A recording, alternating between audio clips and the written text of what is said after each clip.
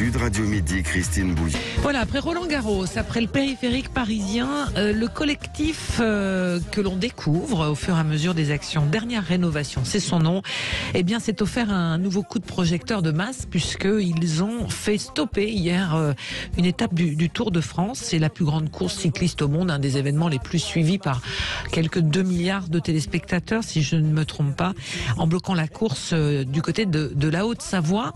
On est en studio avec l'un de ses militants, c'est Quentin. Bonjour Quentin. Bonjour. Merci d'être là.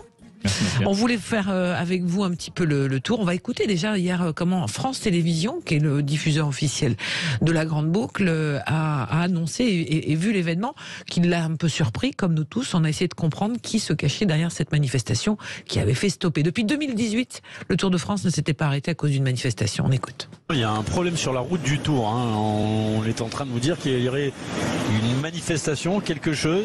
Oui, regardez. Ah oui, c'est pas une chute, mais...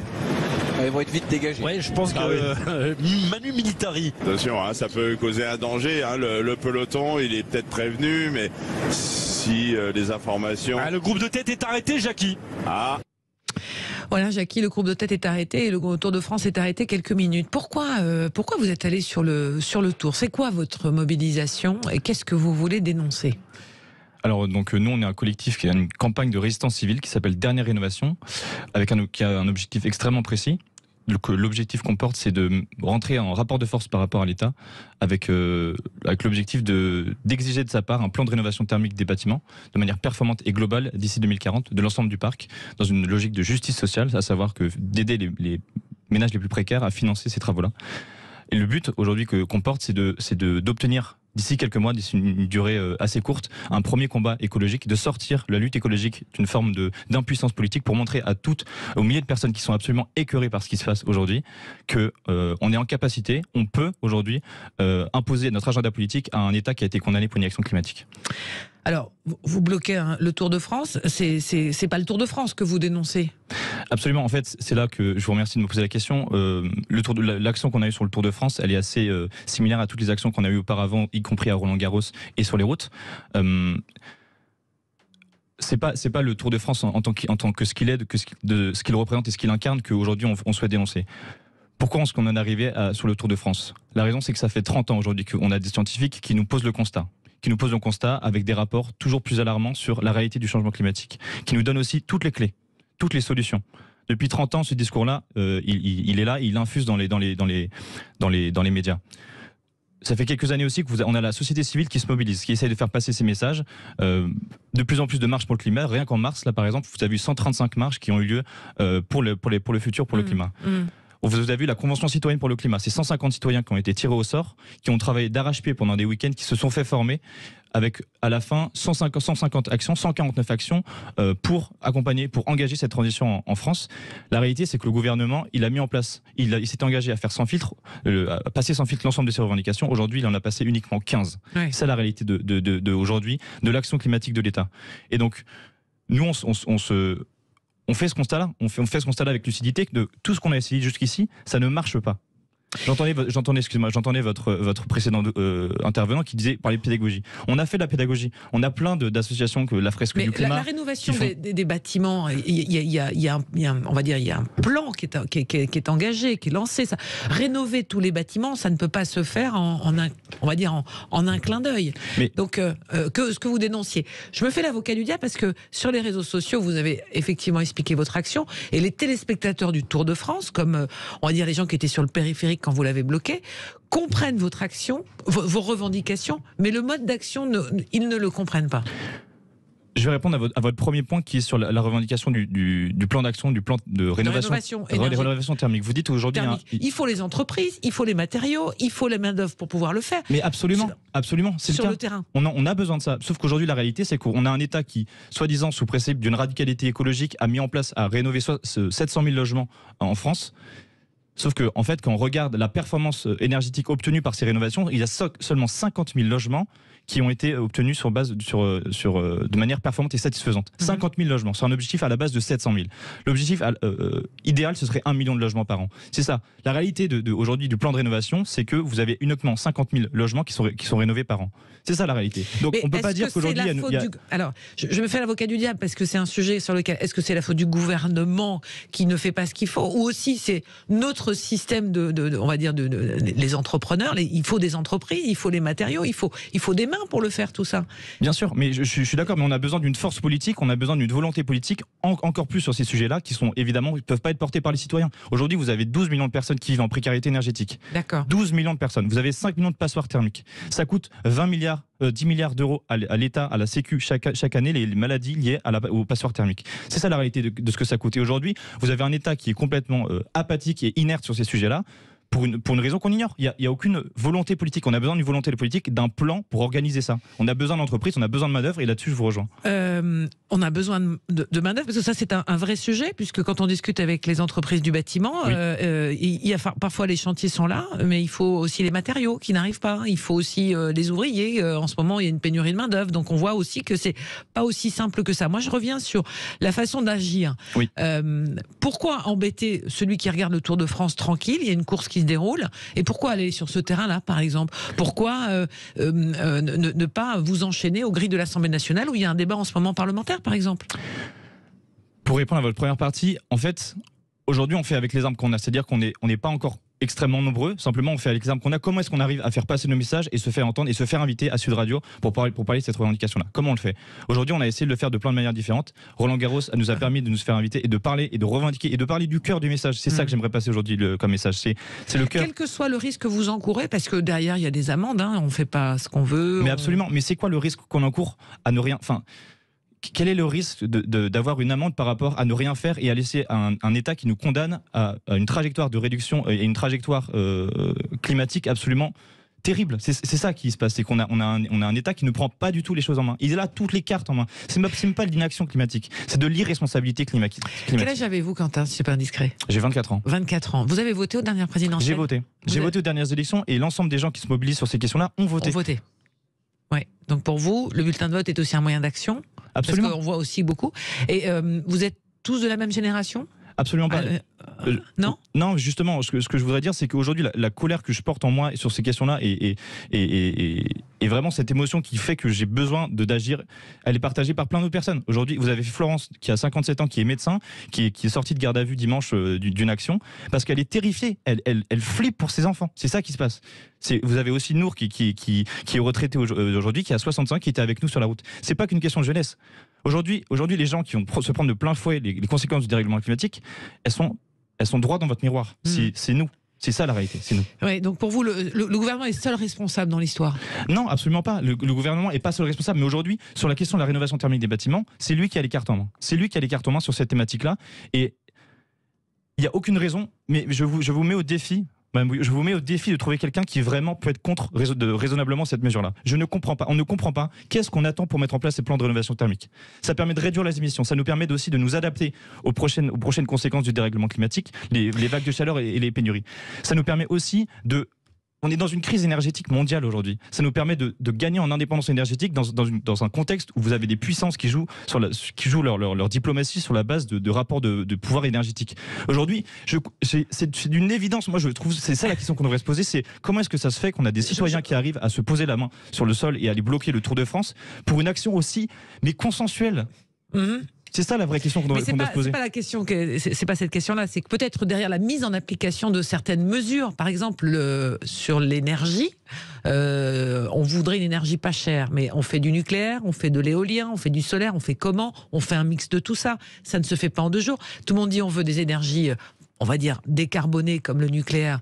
La question, c'est est-ce que les gens seront prêts à avoir à côté de chez eux une future petite centrale nucléaire? Ça va être tout ça qui va être posé. Donc c'est toujours aussi facile de dire on aimerait ça, mais après c'est la mise en application parfois qui est plus compliquée. Donc vous dites c'est le gouvernement qui a les cartes en main, et en même temps on voit parfois que la mise en application est plus complexe que ça. Bien sûr, mais là vous me parlez de l'énergie, moi je vous parle de la rénovation thermique des bâtiments. C'est l'énergie aussi.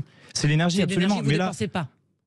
Pardon ? C'est de l'énergie que vous ne dépensez pas, par exemple. Bah oui, ça s'appelle la sobriété énergétique, tout simplement. Absolument. Et l'efficacité énergétique, c'est ça. Mais c'est un débat qui est complètement différent de le mix énergétique et comment on s'approvisionne en énergie. C'est un tout. C'est tout. Mais bien sûr, je vous rejoins. Mais là, on parle de rénover les bâtiments. Et évidemment, rénover les bâtiments, c'est aussi changer les chaudières et le système d'approvisionnement énergétique. Aujourd'hui, c'est le cas. Et sauf que l'essentiel des actions aujourd'hui qui sont mises en place, c'est justement sur ce changement de chaudière. Mais c'est pas ça qui est intéressant. Mais non, mais vous avez 12 millions de personnes qui vivent en précarité énergétique. Vous changez du fioul au gaz. Mais qu'est-ce que les gens, ça va leur faire pour de vrai?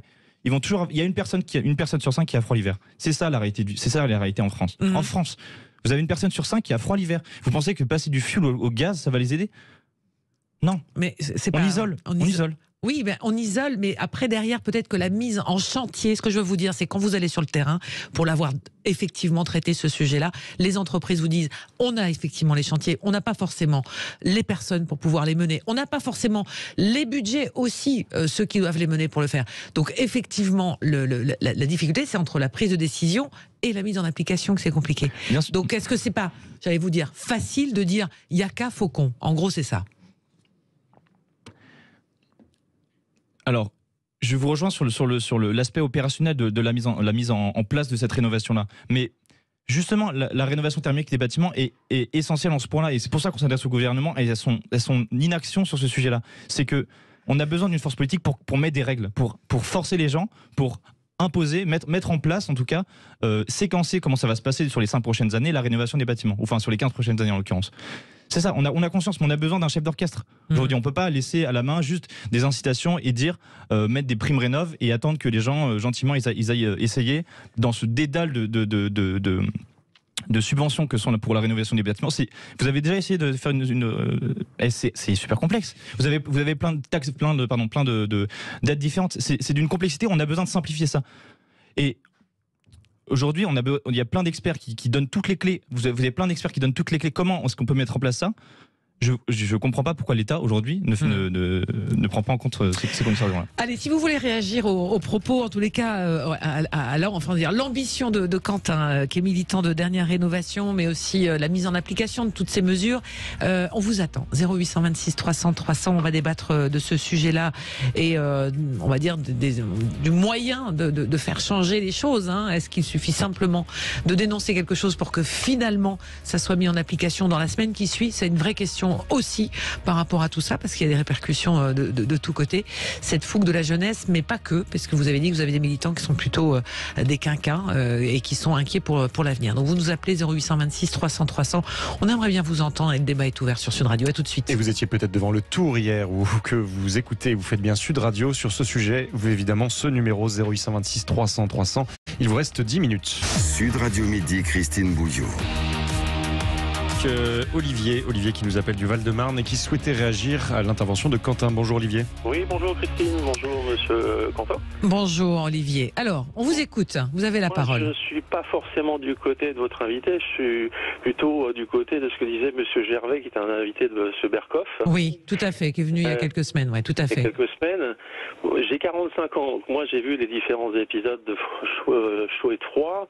En l'occurrence, le GIEC pour moi est une mafia qui a un agenda politique derrière. Je le dis clairement, je n'ai pas peur de dire. On a plusieurs problématiques. Bien entendu qu'il y a un problème pour les 12 à 10 millions de personnes qui ont un problème d'isolation, etc. Les matériaux qui sont utilisés quand même ont un impact écologique parce qu'il faut les extraire aussi. C'est pas, il y a des dérivés du pétrole, il y a des dérivés au niveau de métaux. C'est pas faux, oui. Oui, voilà. En fait, il faut clairement le dire. On a aussi des problèmes qui vont survenir en Europe. Je l'explique. Il y a quelque chose qui est en train de se réveiller autour de Naples, dans la cuvette de la ville de Naples. Ça s'appelle les Monts Flégriens. Je ne sais pas si vous connaissez. Non. Les Monts Flégriens, c'est un super volcan qui est en train de se réveiller. D'accord. Ça veut dire que les vulcanologues ont leur mot à dire sur l'aspect climatique, parce qu'on le sait par expérience, les éruptions volcaniques ont influencé le climat. Si ce volcan qui est en train de se réveiller, le Vésuve est à côté, est un nain, je peux vous dire que votre réchauffement climatique, vous pouvez l'oublier très vite. On aura un refroidissement sur toute l'Europe. Et l'impact qui a été calculé, déjà sur la banlieue périphérique de Naples, c'est entre 3 à 7 millions de morts. Et si il se réveille, en l'occurrence, et il se réveillera de toute façon, toute l'Europe il y aura plus de récoltes, etc. En l'occurrence. D'ailleurs, il faut prendre une chose. On dit le CO2 c'est responsable, etc. Pas de CO2, pas de plantes, pas de culture, pas de fruits, pas de céréales, etc. Ce que vous dites, Olivier, c'est que vous ne croyez pas au réchauffement, mais vous pensez qu'il y a quand même un dérèglement climatique. Il y a des phénomènes, par exemple, les précipitations neigeuses, en l'occurrence, on le sait, sont influencées par les rayons cosmiques, c'est-à-dire ces rayons influencent dans la stratosphère toute la formation des nuages en grande partie. Il y a des endroits qui manquent de précipitations, c'est vrai. Là, en ce moment, dans l'hémisphère sud, il neige comme c'est pas possible dans le pays de ma femme au Chili. Ils ont eu une période extrêmement sèche. Il y a la Niña et El Niño qui influencent majoritairement. Le problème actuel, c'est pas forcément le réchauffement. Il y aura toujours des problèmes de réchauffement ou de refroidissement. D'ailleurs, on est en train de calculer, par exemple, que le Gulf Stream est en train de ralentir actuellement. Le fameux jour d'après, ce film qui était une fiction a été vérifié en 2017 par les gens du CNRS. Ils se sont dit, bon, on va faire une recherche, etc. Ils se sont dit, c'est pas ça. Et finalement, ils se sont aperçus que ce courant est en train de ralentir. Parce que si même il y avait une fonte des glaces majoritaire au pôle Nord, ça perturberait la salinité, la densité de l'eau. C'est-à-dire qu'il y aura un blocage qui se fait. Il y a des systèmes de sécurité. Olivier, je vous coupe, mais on a peu de temps et on a d'autres auditeurs. Merci pour votre intervention. On comprend qu'il y a encore des gens qui sont effectivement circonspects par rapport à ces sujets-là. Et évidemment, Quentin vous répondra, mais nous sommes avec Sandrine qui nous appelle d'Évian-les-Bains. Bonjour Sandrine. Bonjour Sandrine. Bonjour à tous. Et bonjour. Puis, bonjour à Quentin et merci à lui parce que moi j'étais aussi sur le tour, j'étais pas à côté de lui, mais sinon je pense que je vous aurais soutenu et j'espère qu'il y a plein de gens qui vont venir vous soutenir. Moi j'ai travaillé dans l'économie de l'énergie et j'ai vu il y a 30 ans, c'est exactement ce qu'il disait, ça fait 30 ans qu'on le dit, rien ne se passe, tout le monde s'en fout et on se retrouve aujourd'hui avec tout un tas de parcs, de logements qui sont inlouables parce qu'ils sont pas aux normes. Alors on mure des logements d'un côté et puis on prend des terrains partout pour faire du terrain à bâtir et on reconstruit des choses qui seront inlouables dans quelques années. C'est du grand n'importe quoi et c'est très grave en réalité ce qui se passe. Donc très vite il faut passer à autre chose. Très vite aujourd'hui on a beaucoup d'entreprises dans le bâtiment, c'est une toute petite reconversion à faire et au lieu de faire du neuf, il faut attaquer la réno. Il faut passer à la réno. Donc merci à lui parce qu'en effet de temps en temps il faut se faire entendre. Alors je suis désolée pour ceux qui prennent, qui se retrouvent en garde à vue.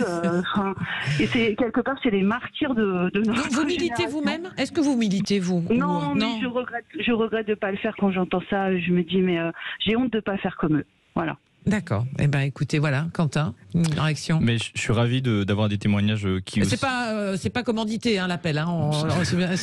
Je pense que ça témoigne aussi du fait qu'on a cette image d'impopularité aujourd'hui. C'est pas le cas. La preuve en est. Je remercie Sandrine d'avoir partagé son expérience. Je vais donner un exemple aussi très simple. Vous avez Antoine Duchesne du groupe Groupama FDJ qui a témoigné dans Le Monde hier, qui a dit justement. Il trouvait le blocage qu'on a fait sur le Tour de France, il y était. C'était pas les coureurs qui râlaient. Non, mais ce que je veux dire, c'est que même auprès des coureurs, parce que les gens sont outrés qu'on ait bloqué le Tour de France 15 minutes. Je peux le comprendre, mais en fait, qu'est-ce qu'il y a en face en fait? Ce qu'il y a en face, c'est un État qui est complètement inopérant et qui fait absolument rien. Donc je suis ravi de montrer aussi qu'il y a des gens qui nous soutiennent et j'invite encore une fois les gens à bien comprendre qu'aujourd'hui on n'a plus d'autre choix que rentrer en résistance civile et de nous rejoindre de rejoindre les dernières rénovations, dernièrerénovation.fr et avec comme objectif d'avoir toute une nouvelle vague de résistance civile à la fin de l'année. Voilà. Sandrine, vous êtes du côté des... Allez-y. Ajouter une chose, je suis désolée mais c'est juste aussi peut-être que c'est parce que ça fait 30 ans que je le sais et il y a aussi aujourd'hui beaucoup de gens qui n'ont pas conscience de ça et rien n'est fait pour qu'ils en prennent conscience et ça c'était vraiment un acte qui a été fait dans ce sens et je comprends que ça gêne certaines personnes peut-être qu'on a coupé le Tour de France un certain temps et que ça puisse déranger certains bien-pensants ou je ne sais quoi. Mais en tout cas, c'est quelque chose qui a été, pour moi, c'est vraiment ce qu'il fallait faire. Ça a été vu dans le monde entier parce que c'est pas un sujet qui concerne que la France. C'est un sujet qui concerne l'ensemble du monde. Maintenant, est-ce que le message est vraiment passé? On est là pour ça. On était là pour ça. C'est pour ça qu'on a essayé effectivement de comprendre l'action. Merci beaucoup à vous du côté d'Évian. Passez une très très belle journée. Justement, Évian en Haute-Savoie, c'est pas très très loin. Quentin, merci d'être venu, d'avoir été transparent et effectivement d'être venu nous expliquer le geste et l'action. Et puis la prochaine étape, c'est quoi? Vous pouvez pas le dire? Non. La prochaine étape, c'est qu'on va continuer les blocages jusqu'à jusque cet été-là, et encore une troisième vague à la rentrée. À la rentrée. Avec on attend des réactions. Dernière rénovation, c'est votre collectif et vous allez repasser à l'action. Merci Quentin, et cette émission se referme. Oui, absolument. On se retrouve demain pour une spéciale 14 juillet, évidemment. Oui. Vous connaissez les sujets du 14 juillet habituels. Mais dans un instant, quelqu'un qui chante la planète. Et son album Terrien, c'est Julien Clerc, qui est l'invité de Jacques Pessy jusqu'à 14h. Allez, à demain. Bonne journée.